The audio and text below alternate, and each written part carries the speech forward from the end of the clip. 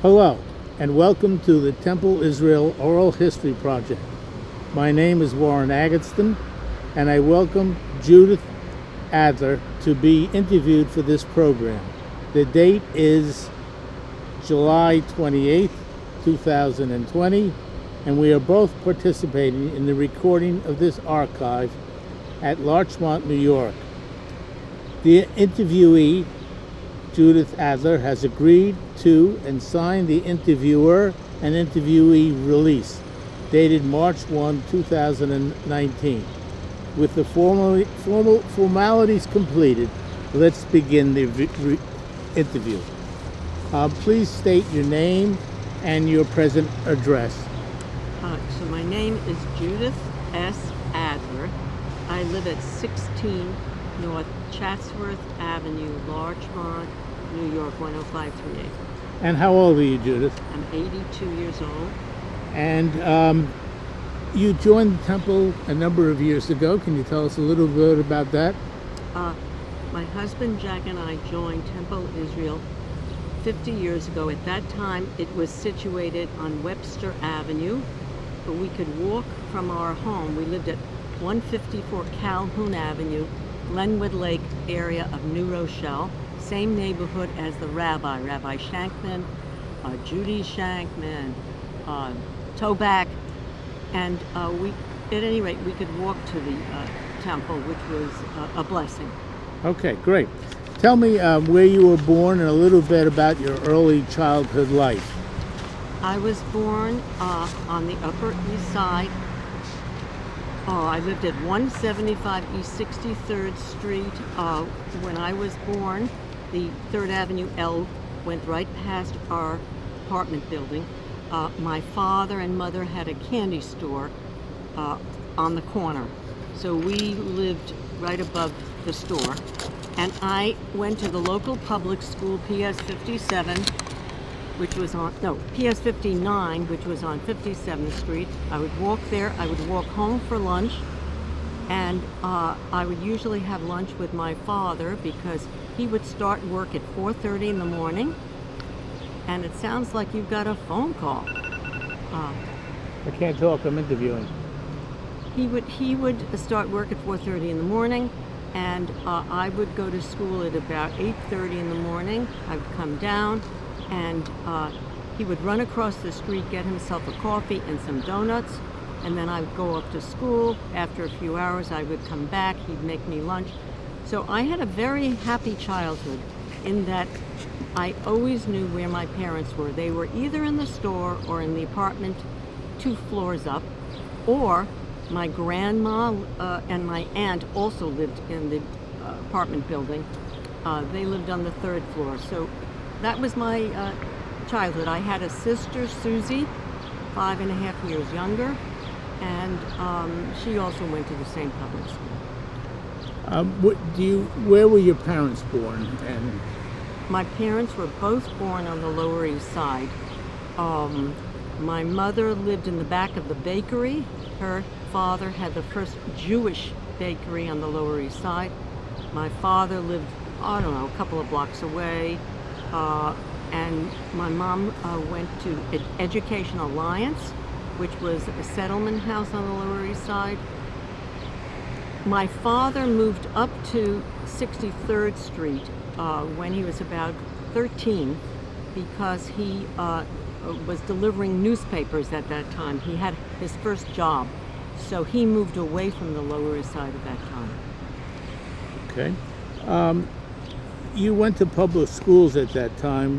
Tell me about your relationships with the students and the type of studies that you had.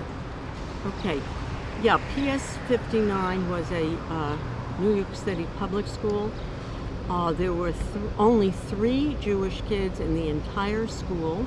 I experienced anti-Semitism while I was a student there. I was called names. My red grades were put into black ink. I was afraid as I walked to school. I would walk as close to the cars as possible so that some of the boys in the school wouldn't torment me. I wouldn't say, I was a good student, so the teachers liked me. I played the piano, so I was called upon. I played for all the assemblies, but I wasn't really, I didn't really develop my skills until I went to a New York City high school, which was Music and Art High School. And that's where I met other kids like myself, kids who were bookish, kids who loved music, kids who loved art. And that's where I met a lot of Jewish kids. You had, if I recall, you told me you had an Orthodox home at the time? Yes, my grandma was Orthodox. I would go to shul with her on 67th Street. We would sit on the women's section, and in our home we had 2 sets of dishes, towels for Passover. We had additional dishes. I had never had a shrimp or a bacon, lettuce, and tomato sandwich until I met my husband, who came from a Jewish background, but from a more integrated sort of German Jewish background. All right, we'll talk about Jack a little later, but we're going to stay with your life for the moment, okay? So you went through high school in the Bronx, correct? No, it was in Upper Manhattan, Upper 135th Manhattan, okay. Street, Convent And Avenue. then you went to college, is that And correct? I went to Barnard College. After 3 years, I transferred to University of Chicago to be with my fiance, Jack. Okay, we'll get to that. Why don't we hit Jack right now? Let's talk about, you met him in college. Tell me a little about that. I met him in high school. Oh, wow. I was 15. I think you told me you had a similar background. I was 16, he was 15. And we met at Interlochen Music Camp. We were both piano students. We hung out that summer. At the end of the summer, he said, "I will see you again." I thought, bullshit. But sure enough, he's been in my life for 65 years. I'll let you know if we're going to edit that or not.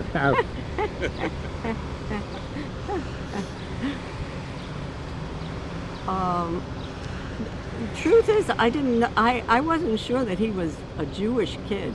I knew he played the piano. I knew he was smart. I knew that I liked him, but that wasn't something we talked about that summer. Okay, so tell me about the next portion of your life with Jack, and when you got married, where you moved, and tell me a little about your children. Okay, so we married after he completed 1 year of college, and I finished college. I think that was it. And then I went on to social work school at the University of Chicago, and he finished his medical studies. We lived there for a few years. Then we moved to Philadelphia because he wanted some training in Philadelphia. He was an intern. Our first child was born there, Matthew, who later was bar mitzvahed and confirmed at Temple Israel under Cantor Crockett. And Matthew is 58, and to this day he says anything he knows he learned from Cantor Crockett. He can sing in Hebrew, he can run the Passover Seder, and he's very pleased with that fact. All right, why don't we discuss your joining of Temple Israel, when you did and why, and what you did with it, and then we'll come back to a history of your children and where they are. Okay, so we lived in Philadelphia, then we lived in Oklahoma City, then we went back to Chicago, and then we came to New York, and we lived we rented a house in New Rochelle, and then we bought a house in Glenwood Lake, which was where Temple Israel on Webster Avenue was. At that point, we had 3 kids, with a 4th on the way. So we joined Temple Israel because we were looking for a good educational system for education for our kids. We were also looking for a place that would be a spiritual community for ourselves. And we were very keen. Music is a big theme in our life. It had to be a place where there was wonderful, glorious music. So Cantor Crockett, we went to a service, we heard Cantor Crockett, and we became members. As I said, Rabbi Shankman was the rabbi at that time. What else did you ask me? Well, I asked continue your involvement in the temple at that time, and what kind of involvement you had, and what you liked, and what was really great in your life there at Temple. Okay. What was really great was the music. What we now 50 years later, what I see is that it was an experience where, frankly, nobody under the age of 9 was allowed to come to synagogue. So we, as a family, we were not encouraged to bring our kids to Temple Israel. Another factor was that when the cantor sang or when the rabbi sang, the congregation was not encouraged to sing. Now, we didn't know how things might evolve, but we stayed members for 50 years. Today, we are so excited at the fact that the whole family, grandchildren, all ages can come to Temple, and that music and that the congregation singing has been encouraged. And that, I would say that the strength of the music program is one reason, even though we lived in New Rochelle for a number of years, then we moved to Larchmont, then we lived in a house in Larchmont, an apartment, but we've always stayed members of Temple Israel because of the strengths of the temple. You mentioned that music was one of the strengths, but initially you mentioned that children weren't welcome, or young children weren't welcome in the synagogue, and music was not a big thing. Do you recall at what time about when that changed? Well, I would say it probably changed after our kids were up and out of the house. Good morning. And I am interviewing Judith Adler, is that correct? Absolutely. And we're continuing an interview that was held on July 28th, and it was held outside because of the COVID-19 issues that we are facing at this time. And unfortunately, it started raining, so we had to stop the interview at that time. So today is August 1st, and we're going to continue the interview with Judith Adler. Judith, let's talk a little bit about your husband, Jack. We haven't discussed him at all, so why don't you tell me a little about his history, and we know where you met him, but let's go on beyond that and that. Okay, when you ask me about his history, what I want to tell you is that just yesterday we had a glorious day because for 10 years he's been writing a book about his history, and it came back from the printer. It's a book about his father and about how his father, who grew up was born in Switzerland but grew up in Vienna, was able to save 30 relatives. He brought them over in the 30s and the 40s. And Jack wrote about their story. He had documents translated and so forth. And so it was a very exciting day for us that this project had come to fruition. So Jack comes from actually a mixed marriage. His mother comes originally from, probably from Spain, Portugal. Then her ancestors moved to Hungary. So they're Sephardic, and his father is Ashkenazi. Jack grew up in Chicago. He went to the University of Chicago. I met him, as you know, at a music camp, and then I transferred to Chicago, and he went on to medical school, and I entered a social work school.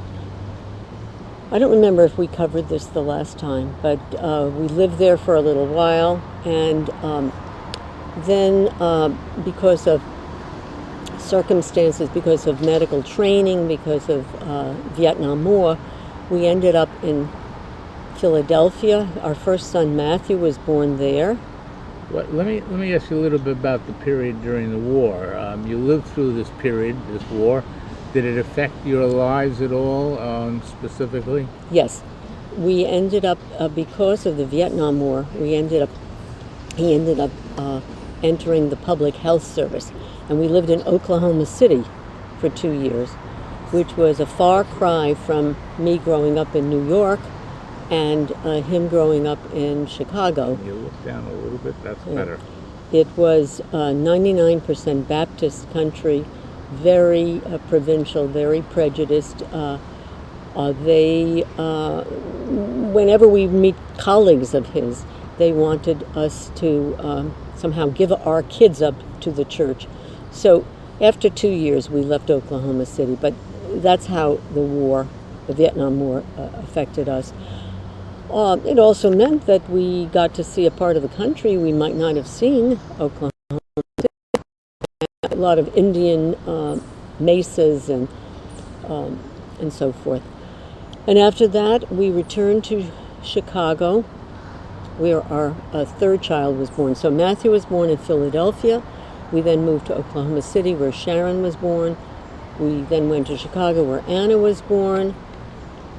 And then later we moved to New York for Jack to have some more training at Albert Einstein Hospital in the Bronx.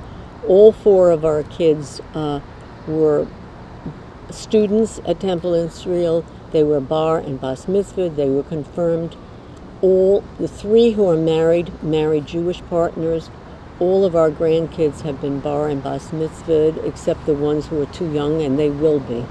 So tell me about the oldest, was Matthew. Just a very brief story about him, other than his religious education.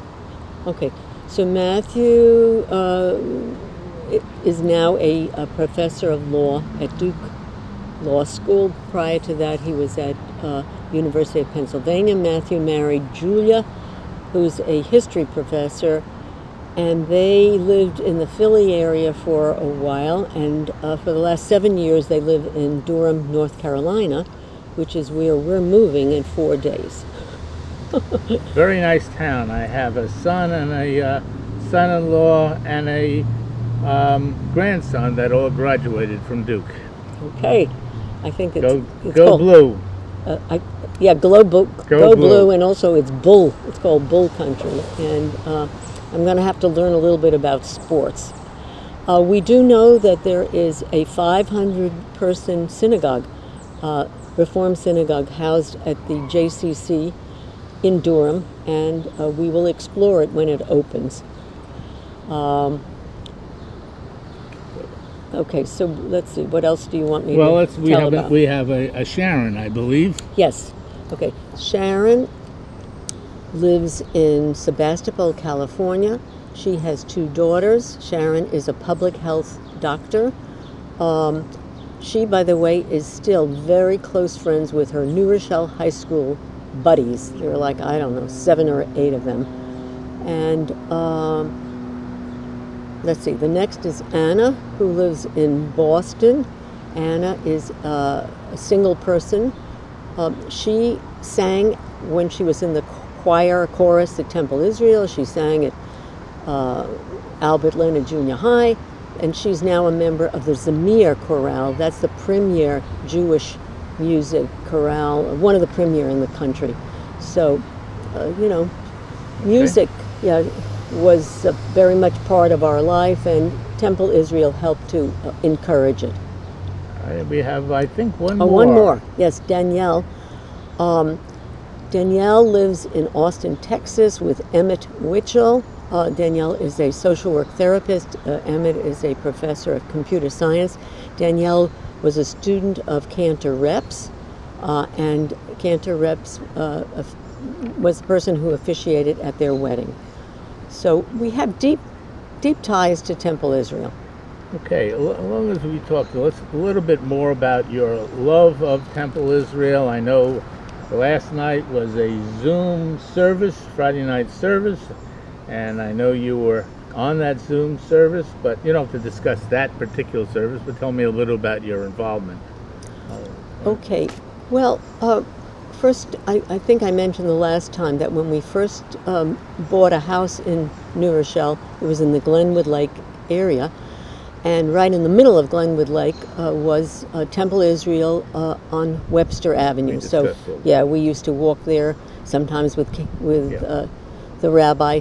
And then when Temple moved, we moved, and we joined Temple Israel on Pine Brook Boulevard. We've been members for 50 years.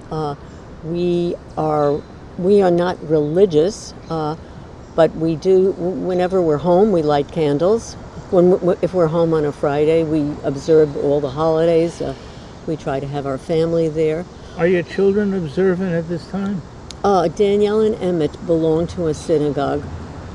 I would say the others light candles from time to time, and as I said, Anna's involved with Zamir. So they certainly consider themselves Jewish. And when Matthew runs a Pesach service at his home, Seder, he says that he thanks Cantor Crockett for having taught him. Let me jump back a little bit to Jack's family. I don't recall if we discussed his parents at all. Can you tell me a little bit about them? Okay, so his father is European. Both his parents are European. His mother was born in Hungary, came here when she was a little girl. His father was born in Switzerland, but grew up in Vienna, and came to the U.S. when he was 20, and ended up in Chicago with distant cousins. And he ended up marrying Helen, living in Chicago. He was in the dairy business. Jack and his sister Elaine worked for their father, but neither one got involved with the business. Helen and Irving were members in Chicago of a Reform synagogue. Wherever they lived, they belonged to a Reform synagogue. When they eventually moved to New Rochelle because they wanted to be near us, and at that time they joined Bethel, which was, down the street. So let's see. Oh, both of them were, yes, Helen Adler played the piano every day of her life. She played at her 100th birthday. Oh, wow. So, music's a big part of our family. So music was a big part of your whole family. Where and how did you get involved in it, and why? I recall that you said you started very young but you started taking lessons as a piano player, or? Yeah. Okay, so my mother was one of 9 kids on the Lower East Side. They lived in back of the bakery, and there was a piano there. I never saw it, but she played a little piano. And I don't know, somehow my aunt, I think I told you that I grew up on 63rd and 3rd over my father's candy store. Right, so we and there was a piano in that apartment. Okay. So there's always been a piano. Anything else that you want to add to this interview? A little more about Temple Israel. Sure. And so the changes that Jack and I have seen over 50 years, I think we talked about the music, the fact that now it's completely participatory and joyous. We can sing with the rabbi, we can sing on key, off key, doesn't matter, but it's a very warm feeling. The temple itself just feels much more inclusive. If you look at, there's much more diversity in the congregation, and we are very happy to see that. The other thing that I think is very big, and that maybe began with Rabbi Wohl, was the outreach to the rest of the community, to, I forgot her name, something Kelly at College of New Rochelle. Sister Ann Kelly, I think. Yeah, so the interreligious kind of stuff and the social action pieces, I think right after 9/11, I think it was whoever was rabbi immediately called the head of the Muslim church, the Baha'i, etc. That kind of stuff is much more prevalent now. I think we're helping to support, is it an Afghan family, maybe a Syrian family? I think Jack and I are extremely proud of those efforts, very happy about it. The pandemic happened. I think Mia Engelberg and others jumped in and helped people who couldn't get food easily or who were frightened, and got food to their doors. Brian was part of that. Just all of those kind of extracurricular or whatever you want to call it, but very, very proud of being part of a synagogue that has evolved, has evolved over time in a way that we're very happy to have been part of. Good. And today is August 1st, and you have lived, as you said, in Westchester for quite some time. And then next week, you're moving somewhere. Where are you moving and why? Okay, so we're moving to Durham, North Carolina, really spurred by the pandemic. On March 22nd, 2020, our 4 children basically said, get in the car, get out of New York, you have a place to go. We cannot not help you. We cannot get on a plane, we cannot drive to you if you get sick. Go to Matthew, he's in Durham, he will help you. So reluctantly, we got in the car, and I took some candlesticks and the tablecloth my grandma had made, and enough for a few weeks. And at any rate, after being there for a while, Jack and I realized that we're 82, we've faced some major illnesses, and that it was time for us to be near one of our kids. And Matthew and Julia said they really wanted us to be there. Our other 3 kids said it's a great plan, and so that's what's happening. We found this house that's near Matt and Julia. It's near the medical center, and believe it or not, it's near the JCC that has a Reform synagogue on its premises. So we're all set. Sounds perfect. Okay, I think we have covered everything, and I thank you, Judith Adler, for being part of the Temple Israel Oral History Project, and I think we can say good morning, goodbye. Okay, but we do plan to stay a part of Temple Israel of New Rochelle for a while longer, and so it's not goodbye completely. Okay, so you'll be doing a little Zoom with us for a period of time. Yeah. Thank you very much. Okay, thank you.